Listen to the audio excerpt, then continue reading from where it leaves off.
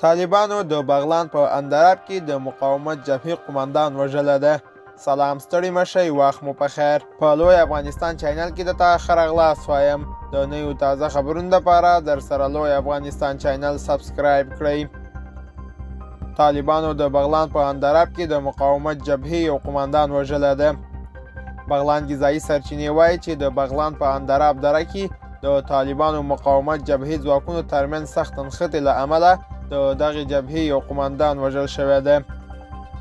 سرچینې نن چهارشنبه د غوایي پر 14مه هشتسوب ورځپاڼې ته ویلي چې نښته کې سې شنبه په شپه د اندراب کاستراش کلي کې رامنځته شوې ده.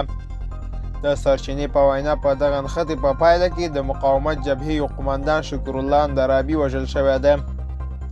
سرچینه وایي چې په دغه نښته کې د طالبانو ته هم درانه تلفات اوښتي دي، خو شمېر یې لا روښانه نه دی.